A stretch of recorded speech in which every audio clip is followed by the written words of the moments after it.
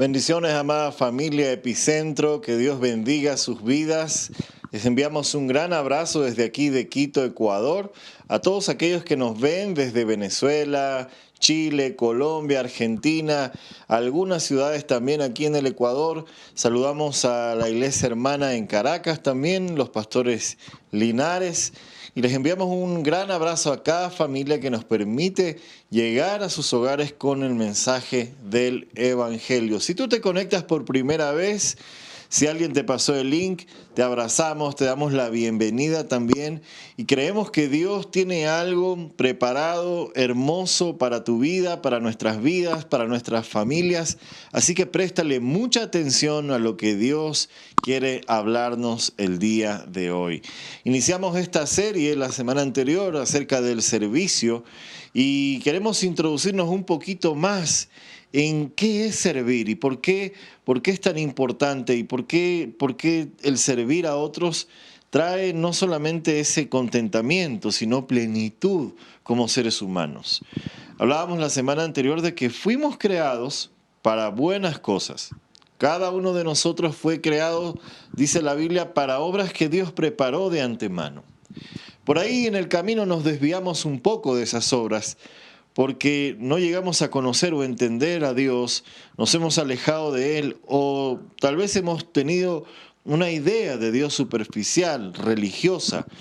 Pero hoy creo que Jesús quiere mostrarnos a través de su palabra y el Espíritu Santo quiere movernos a entender cuáles son esas obras que Dios preparó de antemano y por qué Dios nos destinó para servir, nos creó para servir.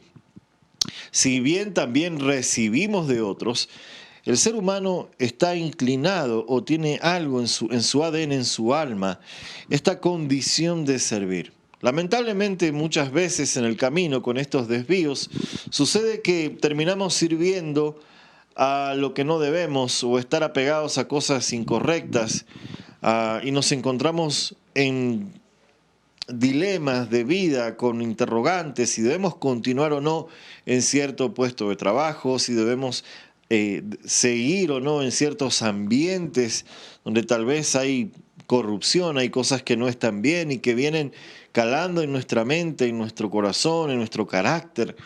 Y creo que Dios va a orientarnos a través de esta serie de servicio hacia esas obras de amor, esas obras que Dios preparó. El servicio no tiene solamente que ver con lo que una persona que se puede considerar religiosa hace en un templo o en una iglesia, sino que no está separado de su vida cotidiana. Dios no nos destinó para dobles vidas, vidas seculares y vidas espirituales cuando estamos dentro de un edificio que llamamos templo. Dios nos creó y nos destinó, dice la palabra, para buenas obras, pero eso es en todo ámbito donde los hijos de Dios se pueden mover. Así que tu carrera es de Dios, tu ocupación es de Dios, tu profesión es de Dios, la actividad que realizas día a día es de Dios siempre y cuando esto esté direccionado hacia los principios bíblicos, ¿no? Si tu actividad ahora es mandar misiles, no creo que eso sea de Dios, pero Dios te ha preparado para cosas que van a traer edificación a otros. Hemos hablado mucho acerca de la familia y el servicio y cómo los padres sirven en entregando esta paternidad, creando, construyendo un puente en la próxima generación, en sus hijos, para introducirlos en las promesas que Dios tiene para ellos, para construir con ellos nuevas sociedades que tengan valores que realmente edifiquen. Hoy, donde los valores son atacados, su sexualidad es atacada, su mente es bombardeada con sobreinformación y tantas cosas que aquejan también a nuestros niños, a nuestros preadolescentes, adolescentes y jóvenes. En Epicentro hemos recalcado mucho el énfasis que queremos hacer en el servicio a las nuevas generaciones y creemos que eso también es parte del diseño divino del servicio en la iglesia. La iglesia fue creada, fue constituida por Dios para edificar, dice Efesios 4, 11 al 13, que Él constituyó este ministerio quíntuple, apóstoles, profetas, evangelistas, maestros y pastores, para edificar el cuerpo de Cristo, equiparlo, para que crezca, dice, a la estatura del Hijo de Dios. Pero esto también tiene que ver con el legado generacional que la iglesia está entregando cada día. Satanás, como buen predicador, alguien decía, el diablo es buen diablo, no se detiene, ¿no? Y su 24/7 siempre está bombardeando, siempre está enviando ese mensaje, esa distorsión. No necesariamente muchas veces lo hace tan explícito como lo vemos en contenidos que salen donde se desensibiliza a la violencia, donde los niños son expuestos a hipersexualismo, donde cada vez son más confundidos con su identidad de género y tantas cosas. Pero a veces hay mensajes sutiles de Satanás que se infiltran en la iglesia. La carta de Judas hablaba de que habían algunos que se habían infiltrado, pero que eran como nubes sin agua, o sea, que no había fruto en ellos, pero que se habían infiltrado dentro de. La Biblia nos menciona también que no tenemos lucha contra carne ni sangre, sino contra huestes espirituales. Y en ese pasaje, en Efesios, también dice que aún estas huestes espirituales pueden estar atacando en lugares celestiales. Ahí donde nosotros pensamos que todo está bien, donde todo está confortable, hay sutilezas a veces de Satanás que no nos damos cuenta. Por ejemplo, como reducir la experiencia con Dios o nuestra relación con Dios, mejor dicho, a pequeñas experiencias de culto dominical o de espacios musicales donde confundimos la alabanza y la oración solamente con la música. La música es una herramienta de la adoración y la alabanza. Y perdemos el sentido de guerra espiritual y la herramienta de guerra espiritual que es la adoración. En fin, el servicio es una realidad, es una práctica, es un don que la Biblia nos muestra, guiado y entregado por el Espíritu Santo a la iglesia para poder expresar el reino de Dios, manifestar el reino de Dios a otros. Pablo decía algo muy interesante en 1 Corintios 13. Si usted no sabe dónde está 1 Corintios 13, ubíquese ahí entre Génesis y Apocalipsis en su Biblia, googléelo, o puede verlo luego aquí en el lower en pantalla. 1 Corintios 13 inicia hablando de los dones. Pablo habla acerca de los dones y dice, si yo tuviera el don de lengua, si tuviera el don de profecía, si tuviera el don de martirio, o sea, poner mi cuerpo, dice él, entregarlo al vituperio, a las llamas. Si tuvieras todos los dones, pero si no tengo amor, no soy nada. Y es que el amor, como un vínculo perfecto, que el apóstol Pablo luego lo iba a extender a través de este pasaje, es clave para poder ejercer un correcto servicio.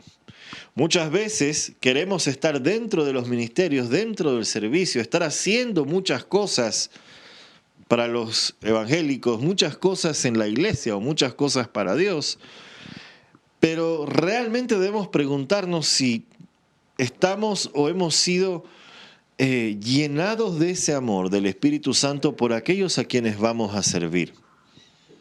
Muchos anhelamos ver milagros de sanidad en otros, ver paralíticos levantarse, ver ciegos recuperar la vista, ver sordos que vuelven a oír. Pero antes de imponer manos o de orar por esas personas, Jesús y su palabra, Dios y su palabra nos invita, nos motiva y también nos manda, como vamos a ver también, a entender que primero tenemos que ser llenos del amor de Dios. Y el amor de Dios no es esa conexión romántica, pseudo religiosa que hace tolerancia con todo. No es eso el amor de Dios. El amor de Dios es la decisión, nace del corazón del Padre. Es una decisión del Padre de entregarlo todo. Está revestido de la gracia de Dios, es decir, que ninguno de nosotros como humanos, como humanidad, antes de Cristo, merecíamos ese amor, sino un justo juicio y pago por el pecado. Pero en ese amor, el Padre entrega a su Hijo, Jesucristo. Y cada uno de nosotros, a través de la fe en Él, podemos entrar en esa comunión íntima con el Padre. Jesús luego iba a decir a sus discípulos: yo voy al Padre, pero ustedes podrán pedirle a Él directamente, y en mi nombre todo les será concedido. En ese amor tenemos entrada nuevamente a ese trono de gracia para el oportuno auxilio. Así que la idea o el concepto de amor que nosotros tenemos como humanidad está muy lejos, creo, de lo que Dios nos presenta como amor. Jesús decía que el que lo recibe a Él, recibe a quien lo envió. Y el que realmente hace su voluntad, dice, es el que me ama. El que realmente hace su voluntad es el que me ama. Y uno de los puntos claves para entender la voluntad de Dios, o qué es lo que Dios quiere que nosotros hagamos, creo que está aquí en Juan capítulo 15, el verso 12. Dice: y este es mi mandamiento, que se amen los unos a los otros como yo los he amado.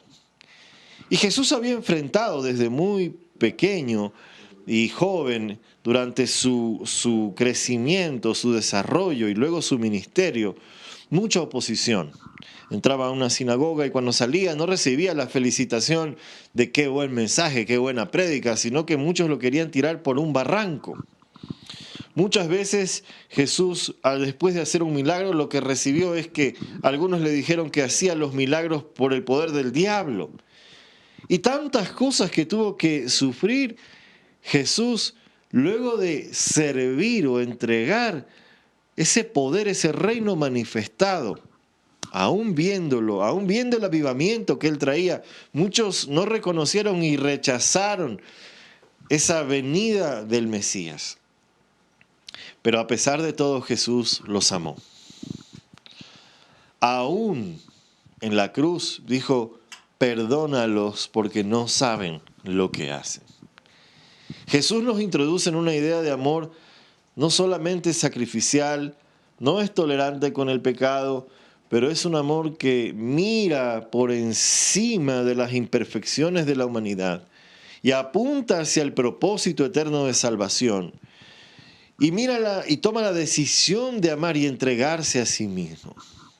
Creo que nosotros como humanidad estamos muy lejos de entenderlo, pero también Dios nos ha dado la oportunidad de recibirlo. ¿Qué tan capaces somos de recibir un amor que mira por encima de nuestras imperfecciones?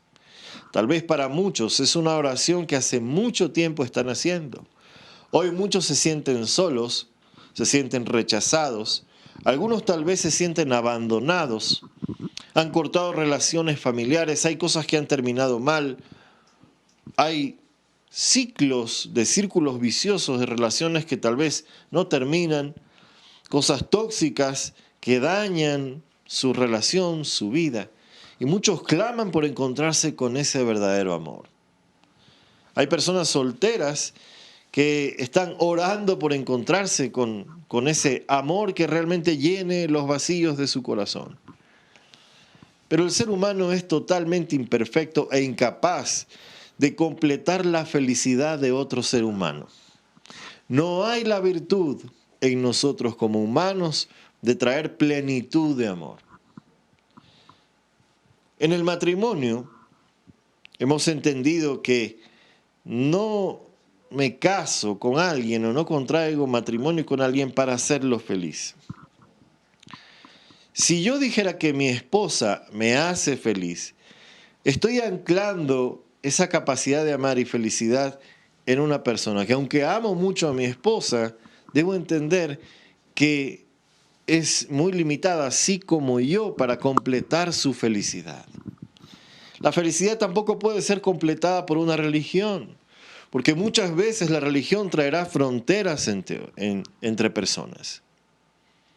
No estamos predicando ecumenismo, estamos predicando acerca de un Dios vivo que dice que todo aquel que cree en Él. No hay intermediarios. Jesús decía también en los evangelios: yo no pediré al Padre cuando esté allá. Ustedes pedirán en mi nombre. Jesús ya nos estaba hablando que a través de Él iba a romperse ese velo para que haya una comunicación directa entre los hijos de Dios y el Padre. Es decir, que Jesús nos muestra un amor que es mucho más grande, que tal vez se pueda volver difícil de comprender para nosotros, pero que a la vez Él en su corazón extiende esa mano para acercarnos. Es muy difícil o será muy difícil que nosotros comparemos esta capacidad de amar en otras personas. Muchos tal vez han experimentado el abandono de padres o de cónyuges o de madres. Tal vez muchos han sido dejados. Tal vez muchos han experimentado el que otros decidan dejarlos y abandonarlos. Y levantaron un muro por sus heridas. Y para no ser más heridos, proyectan un carácter, a lo que han llamado carácter fuerte muchos, pero que no es nada más sino un muro de heridas, una coraza que se expresa de manera dura y rechaza todo aquello que se le pueda parecer a paternidad, a amor. Pero hoy creo que Dios nos da la oportunidad de romper con eso. Las cartas de Juan nos dicen que el perfecto amor de Dios echa fuera el temor. Tal vez tienes miedo hoy de que te vuelvan a amar. O tienes miedo de entregar tu corazón. El punto no es si tienes que entregar algo o no, porque cuando amamos realmente estamos entregando algo. El punto es a quién lo vas a entregar. Este pasaje de Juan, en el capítulo 15, el verso 12, está dentro de una declaración, una enseñanza que está haciendo Jesús. No podemos extraer los versículos de todo lo que Jesús está diciendo. Siempre he dicho que a veces es bueno hacer el ejercicio de quitarle los numeritos de versículos, porque originalmente los evangelios fueron escritos como una carta, como una buena noticia, como lo que eran. Y cometemos a veces el error de extraer un versículo y lo sacamos de todo lo que está diciendo Jesús. ¿De quién depende este amor? ¿Quién mueve este amor? ¿Quién sostiene realmente este amor? Jesús inicia aquí en Juan capítulo 15 diciendo que Él es la vid verdadera. Y cuando Él se refiere a la vid, Él lo está haciendo intencionalmente en este contexto de personas que están en la nación de Israel, en esta zona de Galilea, a discípulos que saben lo que era la Torá, a fariseos que lo miraban alrededor y a mucha gente que estaba entendida en los símbolos del pueblo de Israel. La vid ocupaba un lugar incluso en ese templo que ya en tiempos de Jesús se había levantado y estaba revestido incluso de oro. Había paredes donde la vid estaba representada en el templo, como parte de las profecías que Dios había entregado. Y ver al pueblo de Dios, esta nación de Israel, como esa vid y Dios sosteniéndola. Cuando Jesús dice, yo soy la vid, está refiriéndose a que no se podían quedar solamente con los símbolos que veían en el templo, sino que había vida en la vid. Pero Él dice, yo soy esa vid. Cuando Él se atribuye esa condición, esa simbología de ser Él la vid verdadera, tal vez a muchos le empezaron a picar los oídos. No es una analogía romántica lo que está haciendo Jesús en esta declaración. Les está diciendo que Él es la fuente de todo. Y mi Padre, dice, es el labrador. Y el que labra, no, es el que hace surcos en la tierra, el que siembra, el que poda, el que está pendiente de esa plantita, el que va a sembrar, el que va a plantar, pero también el que va a podar y el que va a arrancar. Toda rama que en mí no da fruto la corta, pero toda rama que da fruto la poda. Y aquí hay un principio que tú tienes que entender. En Dios, la misma mano que te planta es la misma mano que te poda. No podemos entender el amor de Dios como un amor de abuelitos, todos consentidores, sino que con la intención de que produzcamos mucho más fruto. Dice que toda rama, el labrador, en este caso el Padre, dice, Él es la vid verdadera, pero toda rama que en mí no da fruto, la corta el labrador. Un principio espiritual desde la creación en Génesis es la producción y la multiplicación. Dios dice, produzca la tierra y el mar y las aves del cielo. Y después dice, multiplíquense, multiplíquense. Es un principio divino la producción y la multiplicación. Y lo que está en contra de eso, o el antidiseño de eso, es todo lo que se estanca o no aprovecha los recursos que Dios le ha dado para producir y para multiplicar. La iglesia hoy tiene un terror en multiplicarse porque tal vez vio un mal testimonio en lo que algunos llamaron megaiglesias. Pero hay buenos testimonios también de megaiglesias. Y no se trata de comparar o competir unos con otros. El punto aquí es, estás produciendo, estás reproduciéndote y estás multiplicando. Si tú eres un cristiano de años, si tú eres alguien que Dios ha levantado con un propósito, si Dios te ha plantado en una iglesia, si tú eres parte de la iglesia Epicentro, debes entender que hay un principio de producción y de multiplicación. ¿En quiénes te estás reproduciendo? ¿Cuántos discípulos estás haciendo? ¿En quiénes te estás multiplicando? Ámense unos a otros como yo los he amado. Está dentro de este contexto. ¿Cuánto fruto estamos produciendo? Tal vez hoy te ves tú al lado del camino como una rama que ha sido cortada o seca. Tal vez hoy te has quedado sin discernimiento y no estás entendiendo las cosas que suceden a tu alrededor y que tal vez el Padre está podando. La única manera de dar más fruto es ser podados. Porque a más responsabilidad, a mayor crecimiento, hay más exigencia. Eso quiere decir que tenemos que ser pulidos, podados en nuestro carácter. Y con la intención de amarnos y de que produzcamos mucho fruto, el Padre dice, la misma mano que te planta es la misma mano que te poda. Para que demos mucho más fruto todavía, dice aquí el verso 2. Para que demos mucho más fruto todavía. Ustedes ya están limpios por la palabra que les he comunicado. Permanezcan en mí y yo permaneceré en ustedes, así como ninguna rama puede dar fruto por sí misma, sino que tiene que permanecer pegada a la vid. Así tampoco ustedes pueden dar fruto si no permanecen en mí. Yo soy la vid y ustedes son las ramas, y el que en mí permanece como yo en él dará mucho fruto, porque separados de mí no pueden ustedes hacer nada. ¿Cuántas cosas has intentado hacer sin Dios? ¿Cuántas cosas has intentado hacer sin Dios?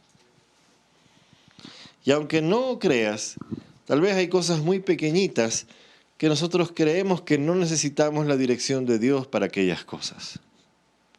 Una compra, un simple gasto del diario, administrar ciertas cosas, como cosas más grandes, cómo estás administrando la influencia que Dios te dio, el liderazgo que Dios te dio, la paternidad espiritual que Dios te dio sobre otros, la paternidad que Dios te ha dado con tus hijos, con tu familia. Hay varias visiones de la iglesia dentro de la palabra. Efesios habla de que la iglesia es como un edificio que Dios va construyendo y que dice que está bien armado en las coyunturas y que con columnas, y cada uno de nosotros debe ser parte de esas columnas, de ese edificio que está construyendo el Señor. Pablo hablaba del fundamento de Cristo y que como piedras vivas todos estamos creciendo en esa edificación. Aquí Jesús presenta otra figura de la iglesia como esta vid, que depende de la fuente que es Cristo. Si tú no has hecho de Cristo la cabeza de tu casa, si tú no has hecho de Cristo la autoridad de tu vida, si tú has rechazado porque lo has visto a través de los ojos de la religión, y hemos rechazado la verdad de Cristo. Ya lo dice la palabra. En Corintios, cuando inicia la primera carta, habla de que para muchos esto fue un tropiezo, para muchos es vergüenza, para muchos es un símbolo de debilidad. Y hoy creer en Dios, en el Creador de todo, resulta que es visto como algo anticuado. Pero dice la palabra también que lo débil del mundo, lo que no es, lo que otros rechazan, Dios lo escogió para avergonzar a lo fuerte. Romanos nos dice que la humanidad se ha envanecido en sus razonamientos. Pero el amor de Dios viene a romper con todo eso. Porque cuando tú recibes amor, cuando recibes ese abrazo inesperado, cuando recibes ese perdón que no pensabas que ibas a recibir, cuando viene esa reconciliación inesperada, no te puedes resistir al amor. Aún el corazón más duro lo he visto, aún en lugares donde tú crees que las personas tienen su corazón totalmente endurecido, como las cárceles. He visto cómo Dios rompe, como un abrazo puede romper, una palabra de amor puede romper con el corazón más duro. Y tu corazón puede ser hecho de carne hoy a través del amor de Jesús. Él te ama. Y para que tú ames como Él te ha amado, debes empezar a tener una relación con Él, descubrir quién es Él. Él es la vid y nosotros las ramas. La iglesia no puede hacer nada despegada de la fuente. Puede extender lindas ramas, grandes programas, pero ninguna rama separada de la vid puede dar fruto. Verso 8, mi Padre es glorificado como ustedes, cuando ustedes dan mucho fruto y muestran así que son mis discípulos. Si tú, hijo de Dios, miembro de la casa o de alguna iglesia, ¿crees que eres un discípulo de Cristo? ¿Estás convencido de eso? Amén, aleluya. ¿Cuántos discípulos estás presentando al Padre? No al pastor de tu iglesia. Cuando dan mucho fruto, dice Jesús, no digo yo, dice que el Padre es glorificado. Verso 8. Y así mostramos que somos discípulos. No hay otra forma de mostrar que somos discípulos sino con otros discípulos de Jesús. No es discípulo el que asiste todos los domingos a un culto. No es discípulo el que acumula páginas de Biblia o de libros o de comentarios bíblicos o de títulos teológicos, sino que es discípulo el que presenta discípulos. ¿Cuántos seguidores de Jesús estamos haciendo? ¿Cuántos te siguen porque ven a Jesús en ti? Si Jesús le da influencia a cada hijo de Dios, es con el fin de que otros miren a Jesús. Muchos te van a seguir, eso no está mal, pero nuestro corazón tiene que estar inclinado hacia presentar esos discípulos a Jesús, no eclipsar la presencia de Dios y que ellos no podrán ver a Jesús si no es primero a través de ti. Eso es un error diabólico. La única manera de demostrar que somos discípulos es con discípulos. Es que el COVID me da miedo, hoy hay N herramientas para ser discípulos. Tal vez vives en un condominio donde hay no sé cuántas personas viviendo, pero sigues siendo el cristiano, el discípulo 007. Nadie te conoce, eres incógnito, encubierto. ¿Cuántos discípulos estamos presentando? Termina. Así como el Padre me ha amado a mí, también yo los he amado a ustedes. Luego de entender que estamos hechos para dar fruto, que la iglesia necesita a Cristo como la fuente, que hay un amor irresistible que fue la decisión del corazón del Padre al entregar a su Hijo, aquí Jesús dice, así como el Padre me ha amado a mí, también yo los he amado a ustedes. Permanezcan en mi amor. Permanezcan en mi amor. Y la verdad es que a veces somos difíciles de amar. Y nos cuesta permanecer en el amor. Tiende el corazón humano, ¿quién lo entiende? Dice la Biblia, a buscar. Nos gusta el palo, decía alguien. Nos gusta que nos maltraten. Pero Jesús nos invita a permanecer en su amor. Permanecer a través de la adversidad, permanecer aún cuando el pronóstico no es el mejor, permanecer en medio de la tormenta, permanecer en su amor, porque nada ni nadie nos podrá separar de ese amor, confiar en ese amor. No compares el amor de Dios con el amor de un padre que no tuviste, o el padre que te dejó, o el padre que se murió, o las personas que generaron heridas en tu vida. Perdona y entrega eso delante de Dios para que puedas permanecer en el único amor que no cambia. Verso 11, les he dicho esto para que tengan alegría, mi alegría. ¡Wow! Jesús está contento de que la obra está siendo completada en ese momento. Y así su alegría sea completa. Es la única forma en que tu alegría sea completa, Jesús. Y no es un Jesús religioso, no es un Jesús de cultos, no es un Jesús de panfletos, de folletos, de libros. Es la persona del Hijo de Dios que quiere abrazar tu vida, que quiere que entregues tu vida a Él. Y así como dice, en mí hay alegría, su alegría sea completa. No estás cansado, cansada ya de alegrías incompletas. Del famoso dicho que la alegría del pobre dura poco. En Dios hay una alegría completa a través de Jesús. Y aquí es donde Jesús dice, y este es mi mandamiento. Que cuando tú recibas ese amor, cuando tú a través de decidir hacer al Hijo de Dios, Señor y Salvador de tu vida, aquí hay un mandamiento. Que se amen los unos a los otros como yo los he amado. Que se amen los unos a los otros como yo los he amado. No hay forma de extender ese amor hasta experimentar el amor de Jesús. Un amor que mira por encima de tus imperfecciones. Un amor que se entregó por simple gracia. No lo merecíamos, pero Él lo quiso dar. Un amor que estuvo dispuesto a ir a la muerte de cruz por ti y por mí. Un amor que separa el pecado. Un amor no solamente sacrificial, un amor de Padre eterno en el trono de nuestro Dios. Y tú puedes decir ahora, yo reconozco que Jesús es Señor y Salvador de mi vida.